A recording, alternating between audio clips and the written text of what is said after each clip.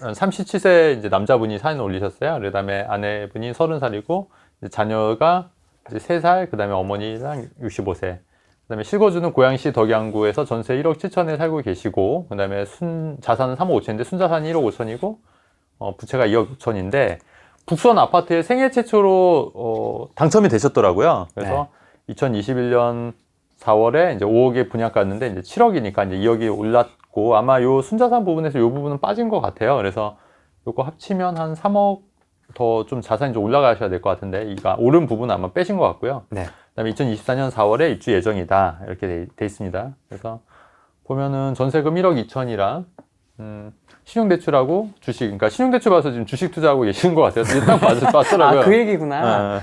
이렇게 하고 월 수입이 700, 월 지출은 240인데 깜짝 놀란 게 그래도 되게 알뜰하게 240만 원으로 보니까 어머니 용돈을 50만 원인가 드리는 것 같더라고요. 오.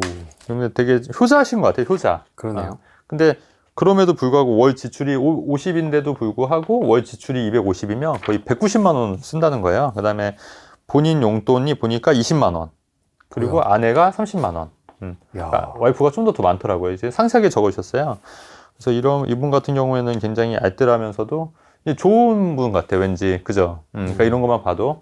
그리고 이제 이분 같은 경우에는 평소 후레인 TV를 통해서 많은 인사이트를 제공해 주셔서 감사하다고 하셨고, 그리고 이분 같은 경우는 좀 사연이 있더라고요. 그러니까 아버지가 이제 어렸을 때 이제 사업하신다고 계속 하셔가지고 뭐 이렇게 약간 가정폭력도 좀 있으셨고, 아버지가 이제 나오셔서 이제 어머니랑 같이 이제 살았다는 그런 사연도 이제 보내주시고, 그래서 이런 분들은 이제 고생을 많이 해서 그런지 내가 이제 더 잘해야겠다, 가족한테 더 충실해야겠다 이런 마음이 있으신 것 같고요.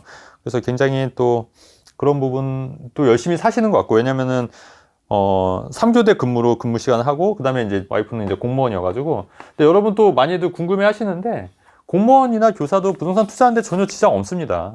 그래서 어떤 분들은 나 교사여서 부동산 투자 안 되는 거 아닌가? 전혀 상관없습니다. 저희 회원분들 중에서도 공무원도 굉장히 많으시고, 교사도 되게 많으시고, 판사도 계시고요. 검사도 적폐가 계시고. 많습니다. 네, 적폐가. 이분 같은 경우에는 좀 많이 도와드리고 싶어요. 그래서 제가 좀, 그리고 사실은 저희가 사연을 순차적으로 원래 했었는데 사연이 요새 굉장히 많아졌어요. 그래서 이거를 사연을 순차적으로 할 수가 없겠고, 그다음에 또 중복되는 사연도 굉장히 많더라고요. 그래서 이왕이면은 저희가 퀄리티를 좀 더 높이기 위해서 이제부터는 좀 채택을 하려고 그래요. 그러니까 왜냐면 너무 중복된 얘기, 뻔한 얘기 또 똑같은 얘기 하면 좀 그렇잖아요. 그래서 약간 좀 사연이 좀 다 달라지고 저희가 이제 채택을 해서 얘기를 하려고 하기 때문에 이런 건 좀 참고해서 보시면 좋을 것 같다는 생각이 들고요.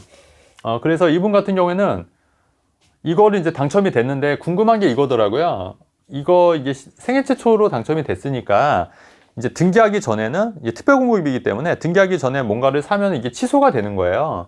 그렇게 되면 내가 지금 당장 투자를 할 수 없지 않겠냐 해서 다른 방법이 있냐고 말씀하셨는데, 다른 방법이 있습니다. 어떤 거냐면 오피스텔 같은 경우에는 주택이 아니기 때문에 오피스텔 투자는 가능하세요, 여러분. 오피스텔, 그 다음에 또 뭐가 있죠? 상가, 지산업센터, 이런 거는 주택만 아니면 사실 당첨이 취소되는 일은 없기 때문에, 그러니까 내가 청약을 특별공급 당첨이 됐는데 주택을 뭘 사게 되면은 그거는 이제 특별공급의 취지랑 어긋난다고 생각하기 때문에 취소가 되는 건데, 주택이 아니라 뭐 상가라든가 뭐 오피스텔이라든가 뭐 지산업센터라든가 이런 건 전혀 상관이 없어요. 그러니까 이런 쪽으로 가시면 좋은데, 대신에 이런 것도 한번 고민해 보셔야 돼요. 뭐냐면 오피스텔을 섣불리 투자해서 하는 것보다 오피스텔 해서 잘못 사면 또 안 되는 경우도 많잖아요. 사실 오피스텔 잘 사야 되거든요. 그런 것보다 오히려 안전한 아파트를 사는 게 더 유리할 수가 있지 않습니까? 그러면 이때까지 좀 기다리세요. 2024년까지. 그러면 2년 남았지 않습니까? 이때 입주를 하셔도 되고, 아니면 이거를 전세를 놓을까도 생각하더라고요. 그래서 여기를 입주하지 마시고 전세를 놓고 그 다음부터 사시면 되는데, 지금 2년이 채 안 남았죠. 지금 이제 한 1년 6개월, 1년 8개월 정도 남았나요? 4월이니까. 그러니까 이때까지 좀 참고 기다리셔라, 차라리. 그러니까 뭔가 좀 하려고 하지 말고 오피스텔 상가. 그리고 지금 자산도 보면은 부채가 많기 때문에 지금 당장 뭘 하기도 그렇고, 지금 시기적으로도 지금 당장 뭘 하기에는 조금 어정쩡해요. 그러니까 좀 여유가 있으신 분들은 지금 같을 때 좀 공격적으로 해도 되는데, 이분 같은 경우에는 사실 여유가 좀 빠듯하잖아요. 왜냐하면 지금 주식도 신용대출 일으켜서 하는 거고, 전세금도 또 올라갈 수도 있는 거고, 또 갑자기 뭐 어머니가 아프실 수도 있는 거고, 그런 거에 대비해서 지금 무리해서 투자를 하는 건 제가 볼 때 아닌 것 같다. 그리고 좀 기다렸다가 아파트 위주로 하는 게 더 나으실 것 같다. 그래서 조금만 기다리셔라. 제가 볼 때는 그래봤자 2년이다. 그래서 제가 이분 같은 경우에는 조언 드리고 싶은 건 뭐냐면 지금 뒷바퀴 투자는 잘 하셨으니까 계속해서 앞바퀴를 이제 굴릴 수 있는 방법들을 이제 강구하시고 2년이라는 시간이 있기 때문에 조금 더 공부해서 어떤 아파트를 해서 또 수익을 극대화시킬까. 그 다음에 아파트 투자할 때 여러분 소액으로 할 수 있는 투자들이 굉장히 많다고 했고 소액으로 또 자산을 불릴 수 있는 방법들이 많이 있다고 그랬지 않습니까? 그래서 이분 같은 경우에는 여기를 입주를 안 하고 전세를 놓으면 그래도 자금이 좀 있으실 거예요. 그래서 그거를 갖고 투자를 하시는 게 어떻겠냐. 저는 개인적으로 그렇게 생각을 하고 월 수입이 700인데 월 지출이 240이면 한 400만 원 정도 남는 거죠. 저축할 수 있다는 얘기거든요. 그래서 400만 원이면 1년이면 4,800이고 2년이면 1억이에요. 9,600이니까 그 돈을 가지고 또 보태가지고 투자를 하자. 섣불리 지금 투자하시지 말아라. 왜냐면 지금 할 수 있는 게 오피스텔 상가 지산원 센터이기 때문에 이런 거는 조금 이제 수익률도 좀 낮을 수 있고 위험할 수도 있기 때문에 드리는 말씀입니다. 네. 좀 그렇게 하셨으면 좋을 것 같고요. 그래서 이제 2024년 4월 등기 전에 투자할 수 있는 방향은 이제 하지 마셔라고 제가 좀 말씀을 드리는 거예요. 물론 이제 제 말이 100% 정답은 아니지만 여러분 제 말에 좀 이렇게 도움이 좀 되셨으면 하기 때문에 말씀드리는 거고, 그 다음에 등기 후 2년 실거주를 할까 전세 주고 투자할까 하는데 저는 요게 좋은 것 같아요. 왜냐면 돈을 불리고 싶다는 좀 욕망이 있으시고 아직 자녀도 어리고 그죠? 자녀도 어리고 조금 더 불편한 데 살겠지만 조금 더 이 자금을 가지고 돈을 불리면 되고 나중에 더 좋은 데 사시면 되니까 조금만 더 기다리셔서 투자하시는 게 맞을 것 같다. 그리고 실거주 안 하고 바로 전세 주고 투자, 여기서 요거 이제 실거주 안 하고 바로 전세 주고 투자하는 게 좋을 것 같다는 생각이 들고요. 그 다음에 월세나 전세 살며 투자할 생각이 있고, 이게 또 보니까 또 어머니, 그 내용에 쓰셨는데 어머니와 부인이 동의를 했다는 부분이에요. 그래서 저도 이 부분도 굉장히 고무적이다. 왜냐면 사실은 그 가족들의 반대로 투자를 못한 경우도 굉장히 많거든요. 그렇죠.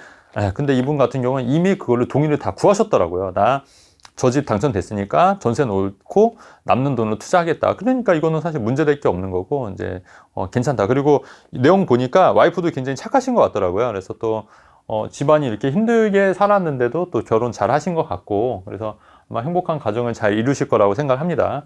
자, 이렇게 되고, 그 다음에 청약 당첨으로 특별 공급은 잘 하셨고요. 우리가 청약을 넣을 때 특별 공급을 한번 하고 그게 안 되면 또 일반 공급으로 넘어가기 때문에 특별 공급이 가능하다면은 무조건 넣으셔야 되는 게 맞고요.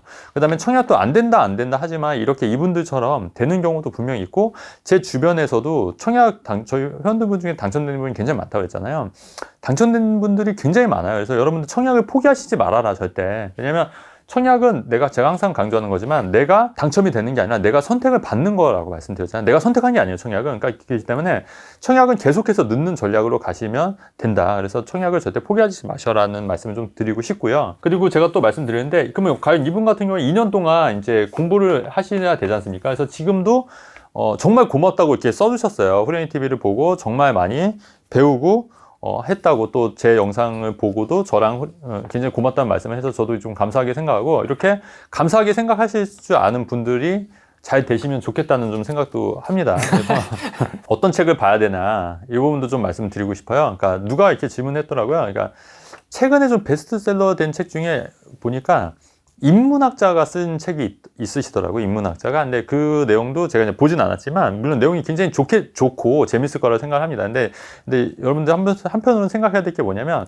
여러분들이 부자가 되고 내가 뭔가를 얻기 위해서는 내가 투자자들이 쓴 책을 읽으셔야 돼요. 투자자들이. 그러니까 그거를 실패를 했던 투자자든 성공을 했던 투자자든, 그러니까 실패를 했던 투자자들은 반면교사로 삼으면 되는 거고요. 그리고 그 안에서 그들의 경험에서 통찰력을 얻을 수 있는 거거든요.